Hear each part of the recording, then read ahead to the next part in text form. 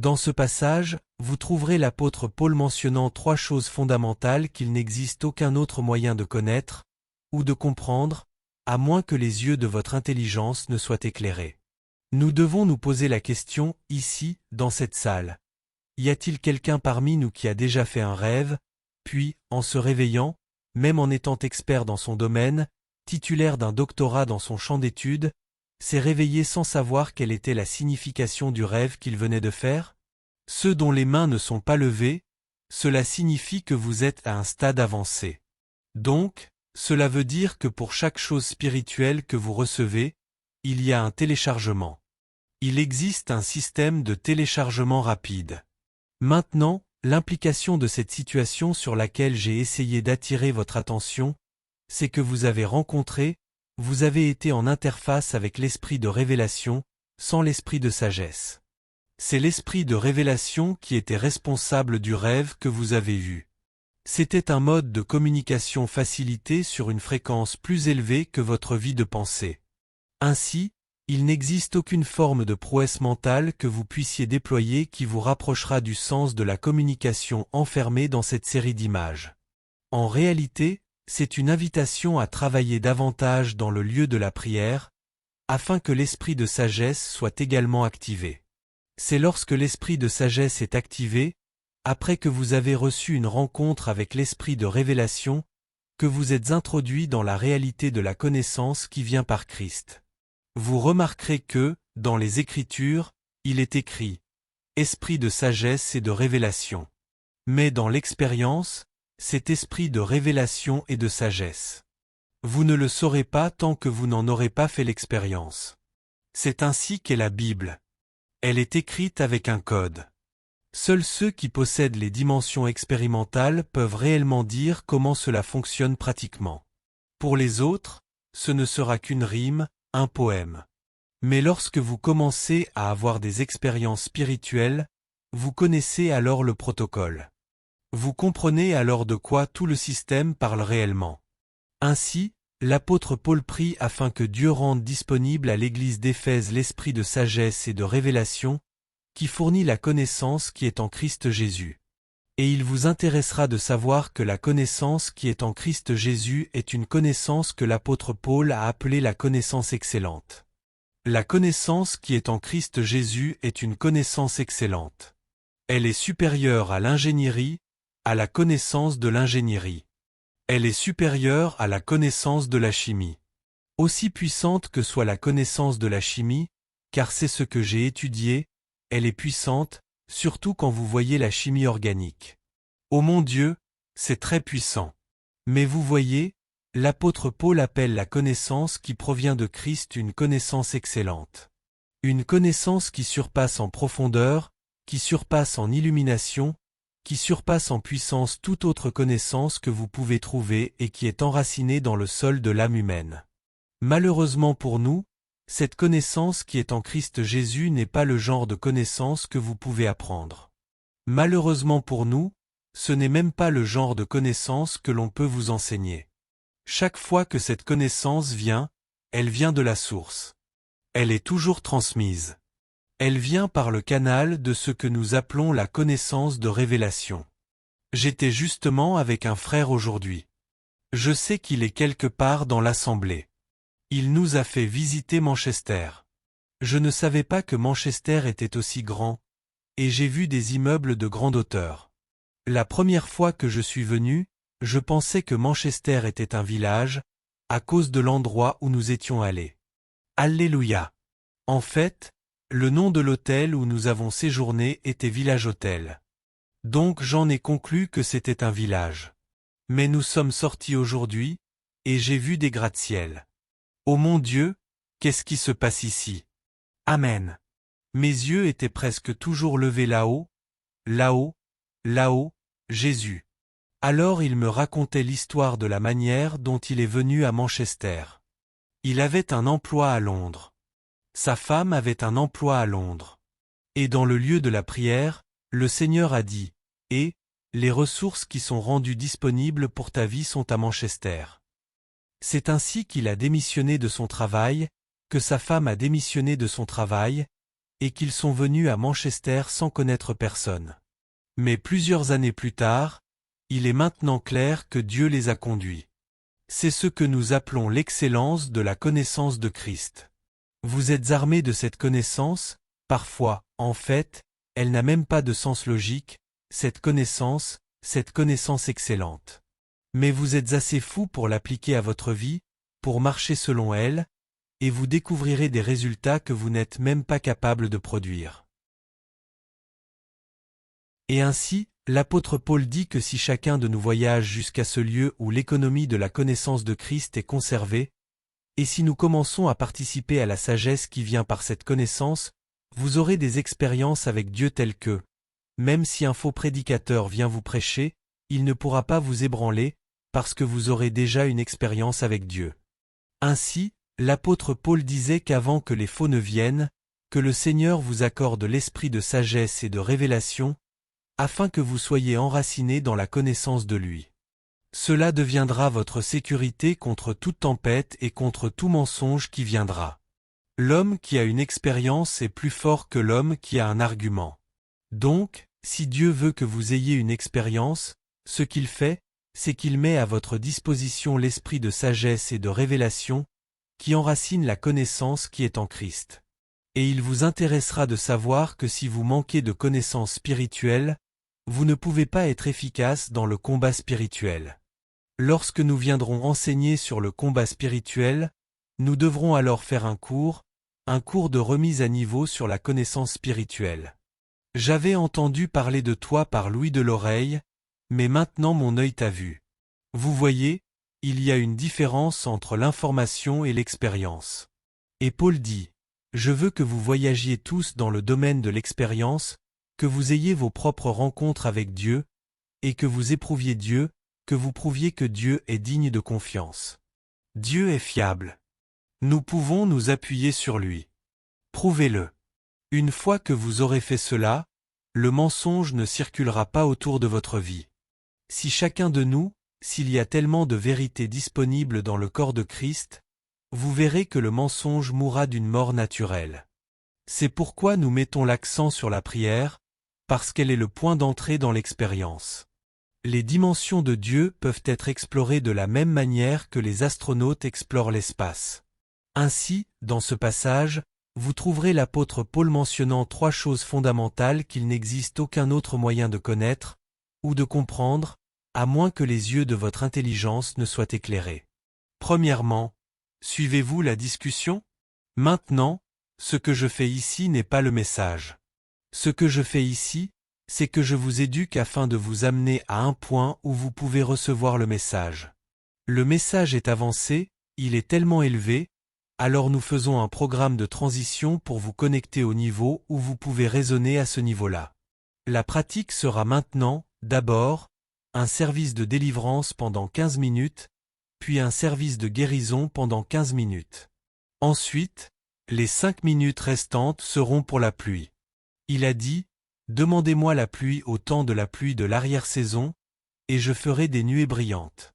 C'est ma responsabilité. Vous ne savez pas comment former les nuées. Moi, c'est ce que j'aime. Former des nuées brillantes, et je ferai descendre la pluie sur chacun, sur l'herbe des champs. Alors nous lui demandons la pluie, puis la pluie du ciel. De la même manière que vous serez agité si je prends ce verre d'eau et que je le verse, il y a une façon dont vous allez réagir. C'est de cette même façon que vous réagirez si cette pluie vient. Entre-temps, je sens que le Seigneur est en train de libérer quelque chose dans votre vie ici. Oui, vous. Et lorsque nous commencerons, lorsque la pluie viendra, je saurai ce que c'est. D'accord? Je saurai ce que c'est. Dans Éphésiens chapitre 1 verset 18, l'apôtre Paul dit « Les yeux de votre intelligence étant éclairés, afin que vous sachiez quelle est l'espérance de son appel. Non pas votre appel, mais son appel. Il y a une espérance. Il y a une attente. Il y a quelque chose qu'il veut accomplir, et c'est pour cela qu'il vous a appelé. Êtes-vous là? Et si les yeux de votre intelligence ne sont pas éclairés, il n'y a aucun moyen pour vous de tomber par hasard sur la connaissance de ce qu'il avait en pensée lorsqu'il vous a appelé. L'espérance de son appel parle de son dessein éternel, quelque chose au-delà du temps, qui a été formé et soutenu dans son cœur comme un désir. Et il était agité. Il voulait accomplir ce qui avait été forgé dans son cœur. C'était le produit de son conseil, qu'il a pris en lui-même. Très bien. C'est ce conseil qu'il a pris en lui-même, et qui est soutenu dans son cœur, qui est la raison pour laquelle il vous a appelé. Et il n'y a aucun moyen pour vous de savoir pourquoi il vous a appelé, ou à quoi il vous a appelé, ou ce qu'il veut accomplir, à moins que les yeux de votre intelligence ne soient éclairés. Cela signifie que vous ne connaîtrez jamais la raison de votre existence si vous ne recevez pas la connaissance spirituelle. Dans le livre de Colossiens, la Bible dit que toutes choses ont été faites en lui. Toutes choses ont été faites par lui, et en lui tout subsiste. Cela signifie que votre sens, votre raison d'être, ne peut être trouvé qu'en lui.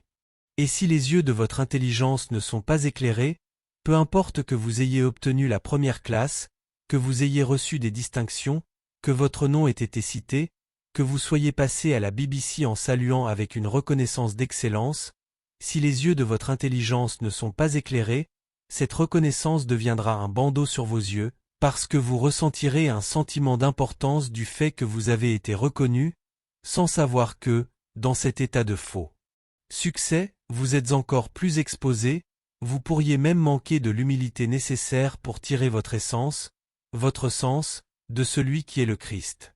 Il est dit que par lui toute chose subsiste. Donc, si je dois découvrir ce que je suis destiné à être, ce que je suis destiné à faire, ce pourquoi je devrais dépenser mon argent, je devrais le découvrir auprès de lui. Il me faudra la connaissance spirituelle pour entrer dans l'économie de cette réalité. Ainsi, sans la connaissance spirituelle, il n'y a aucun moyen de comprendre l'espérance qu'il avait en vue avant de vous appeler. Et je vous assure que, si vous découvrez auprès de lui ce à quoi il vous a appelé, lorsque vous vous regarderez dans le miroir, vous ne ressemblerez pas à cela. En fait, le jour où il vous le dira, vous serez tenté d'abandonner, parce que vous saurez que vous n'avez même pas la capacité de l'accomplir. Vous devrez encore dépendre de lui pour qu'il vous accorde la grâce. Si vous n'avez pas besoin de grâce pour le faire, ce n'est pas vrai, vous ne l'avez pas trouvé, vous ne l'avez pas trouvé, vous ne l'avez pas trouvé. Ce n'est pas intellectuel. La Bible dit que nous sommes des ministres capables de la nouvelle alliance. Nous sommes devenus capables, non selon la lettre, mais selon l'esprit. Il y a un approvisionnement de l'esprit qui est responsable de notre équipement, de notre capacité. Si vous n'avez pas cet approvisionnement de l'esprit, vous vous verrez vous-même sous l'angle de l'insuffisance, ce qui est une preuve que cet appel est véritable. Si vous tombez sur votre appel et que vous avez l'impression d'avoir ce qu'il faut pour l'accomplir, asseyez-vous, ce n'est pas votre appel. Ce n'est pas votre appel, c'est un passe-temps. Je suis né bègue. Et lorsque j'ai vérifié, j'ai découvert que j'étais appelé à prêcher l'Évangile. Comment est-ce possible? Bégayer et prêcher l'Évangile? Et pendant ce temps, j'ai demandé à l'ange qui lisait cela sur un rouleau pour moi, je lui ai dit, arrête ça, arrête ça. Comment un bègue prêche-t-il l'Évangile? Comment un bègue prêche-t-il l'Évangile? Ne continue pas. Parce que je ne savais pas que certains anges sont difficiles à apaiser. Il a cessé de lire. Puis il a crié. Vous savez à quoi ressemblait ce cri? Au tonnerre. Oui, ce que nous appelons le tonnerre était le cri de cet ange. Je vous assure qu'il existe des puissances au-delà de toute imagination dans ce domaine, et Jésus, par son esprit, vous y introduira progressivement, parce que s'il vous exposait à certaines choses, vous seriez submergé. Introduction progressive, progressive, progressive, progressive, afin que vous puissiez tenir. Il y a des dimensions de la présence de Christ dans lesquelles vous ne pouvez pas marcher. Vous aurez l'impression de mourir, comme si vous étiez aspiré dans l'éternité. Et j'ai vu ces choses en rêve. C'est ce que Dieu veut faire dans ces derniers jours. Ce sera tellement, ô mon Dieu. Amen. Ainsi, les yeux de votre intelligence étant éclairés, afin que vous sachiez quelle est l'espérance de son appel, voilà le premier point. Le deuxième point, les richesses de la gloire de son héritage dans les saints. Comme j'aurais aimé avoir le temps de vous emmener dans le livre, de lire quelques versets avant celui-ci, où l'apôtre commence par une salutation. Béni soit, verset 3, le Dieu et Père de notre Seigneur Jésus-Christ, qui nous a bénis de toutes sortes de bénédictions spirituelles dans les lieux célestes en Christ. Ce sont des richesses, mais ces richesses sont localisées dans le domaine de l'esprit. Vous voyez, vous n'y aurez pas accès, c'est comme « quelqu'un m'aide ». Au Nigeria, nous appelons cela la Banque centrale du Nigeria. Comment l'appelez-vous ici? La Banque d'Angleterre. La Banque d'Angleterre. Il existe un budget qui a été établi pour soutenir votre destinée, et c'est de cela que parle la Bible dans Éphésiens chapitre 1 verset 3.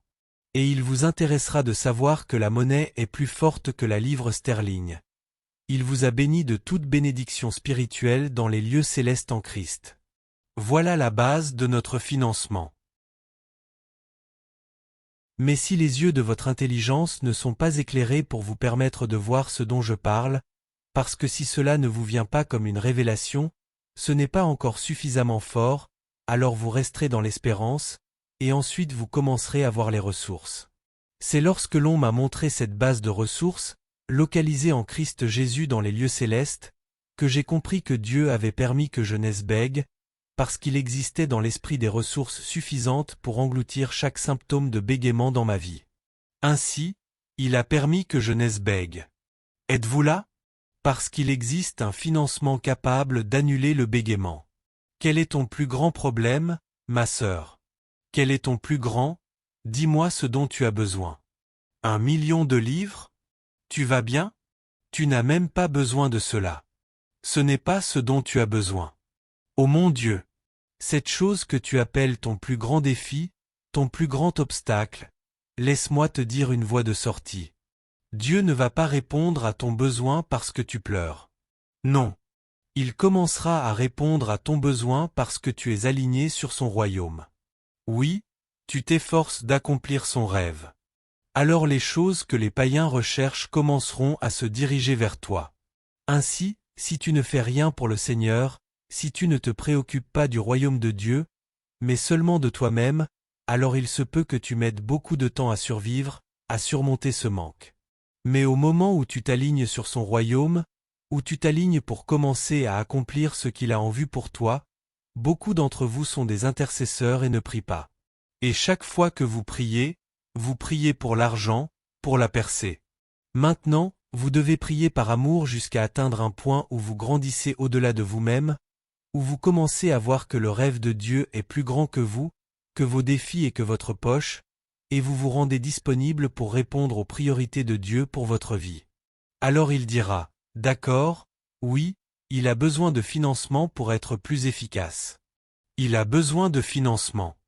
Il a besoin de financement. Et il commencera à faire en sorte que ce dont vous avez besoin pour accomplir cette mission se dirige vers vous.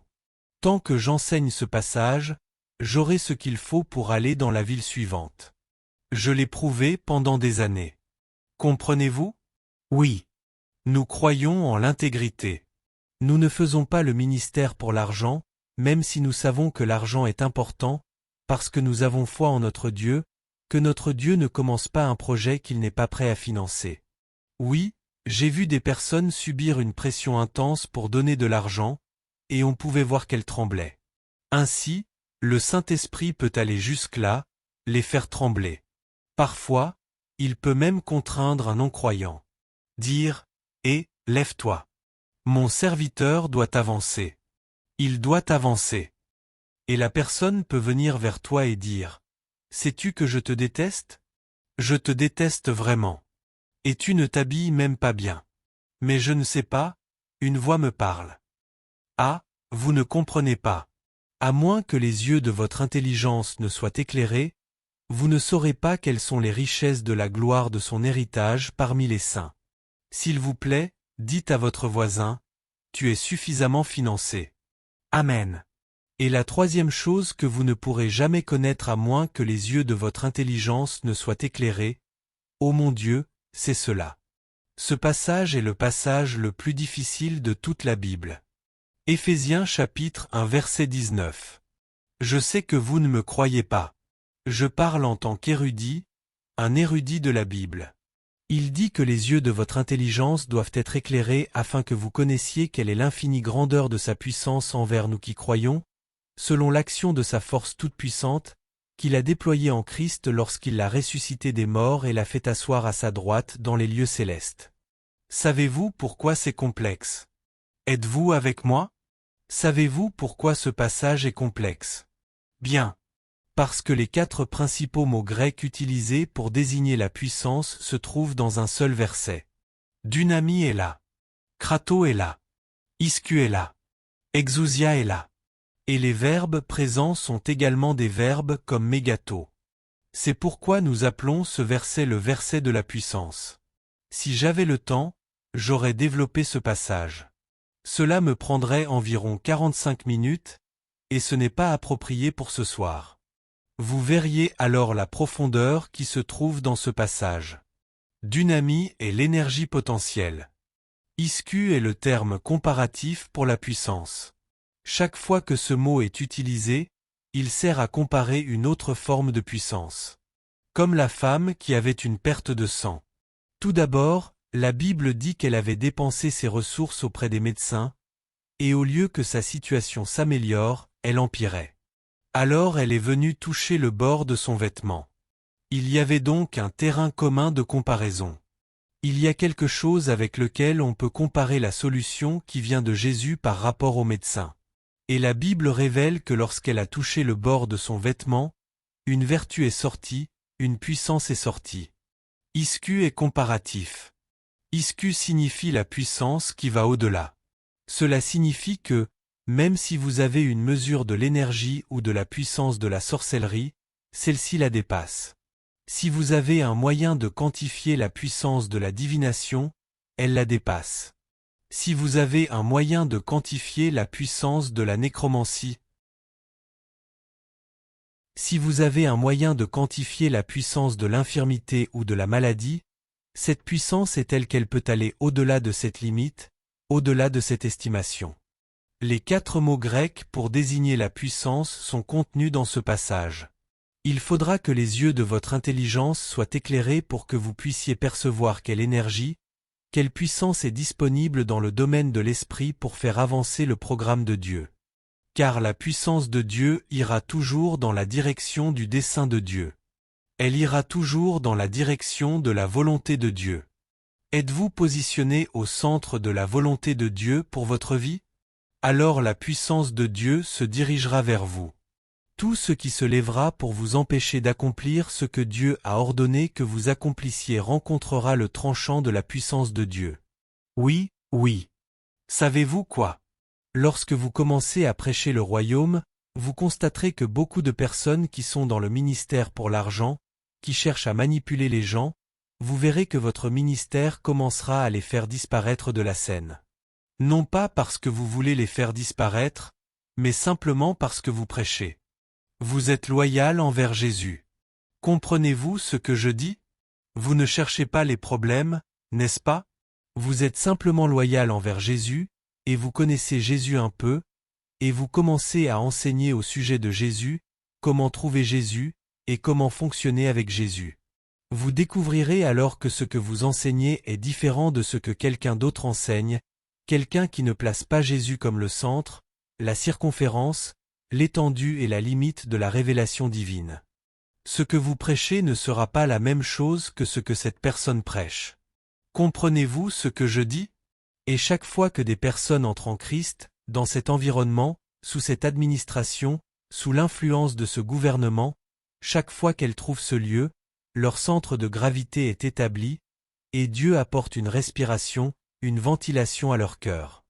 Il y a un profond sentiment d'accomplissement que rien d'autre sur la face de la terre ne peut offrir. Et si vous avez bu de cette eau de rafraîchissement, et que quelqu'un vous donne de l'eau stagnante, de l'eau mauvaise, de l'eau falsifiée, vous n'êtes pas susceptible de continuer à en boire, parce que vous avez goûté à l'original. Vous ne demeurerez pas avec la contrefaçon.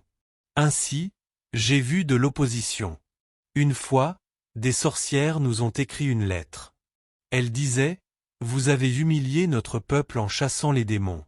Vous avez réduit nos rangs, et maintenant vous voulez organiser une croisade, une réunion en plein air. Très bien, nous allons nous rencontrer sur le terrain de la croisade. J'ai accepté ce défi. Et en fait, lorsque nous avons reçu ce défi, certains des ministres prévus pour la croisade ont pris la fuite. Et moi, je prêchais. Malheureusement pour moi, j'avais mis un costume blanc, un costume entièrement blanc. J'étais très visible. J'étais là, en hauteur, sur la plateforme. Et une femme connue pour être folle, vous ne savez pas ce que nous appelons fou, n'est-ce pas? Savez-vous ce qu'est une personne folle? Vous le savez? Vous savez? Vous avez des hôpitaux et des cliniques pour les personnes folles. Maintenant, essayez de venir au Nigeria. Chez nous, nous n'avons pas d'hôpitaux ni de cliniques pour les personnes folles. Donc, si quelqu'un est réellement fou, il marche dans les rues, et vous savez, c'est comme ça. Donc, j'étais sur la plateforme, en train de faire ce que je fais, prêchant Jésus, et cette femme connue, violente, folle, je ne sais pas comment elle est entrée sur le terrain. Et lorsque les huissiers l'ont vue, ils ont fui, parce qu'elle est imposante et violente. Elle a avancé, et comme j'étais habillé en blanc, j'étais très visible. Elle s'est dirigée vers la chaire. Les personnes du protocole, je me suis rendu compte qu'elle n'était plus là. J'étais seul. Amen. Et la seule personne courageuse était un caméraman. Il voulait filmer la scène. Moi, je ne pouvais pas m'enfuir, parce que j'étais face à la caméra. Je ne pouvais pas m'échapper. La pensée suivante qui m'est venue à l'esprit, c'était de laisser tomber le micro et de fuir. Je me disais, d'accord, mais comment cela apparaîtra-t-il à la caméra? Pendant que je réfléchissais encore à ce que je devais faire, j'ai entendu, cela signifie qu'elle m'avait déjà porté le premier coup. Non. Vous savez ces dessins animés où les gens voient des étoiles? Ce n'est pas une fiction. C'est réel. C'est une expérience. Le caméraman filmait toute la scène comme un documentaire complet. Alors j'ai trouvé du courage. J'ai trouvé du courage dans le Seigneur. Et j'ai commencé à prier en langue. J'ai commencé à prier en langue. J'ai commencé à prier en langue, encore et encore. Puis, un mot particulier est sorti de mon esprit. Une langue particulière est sortie de mon esprit. Et lorsque cette langue est sortie, j'ai remarqué qu'elle a commencé à manifester. La puissance de Dieu est descendue sur elle. Elle s'est mise à crier. Je me suis dit, ça fonctionne. J'ai continué, j'ai parlé avec autorité, avec puissance. Puis elle est tombée et s'est endormie. Alors les huissiers, je les ai vus revenir. Les gens du protocole ont repris courage et sont revenus. À la fin de la réunion, nous sommes allés la voir. Elle était encore inconsciente.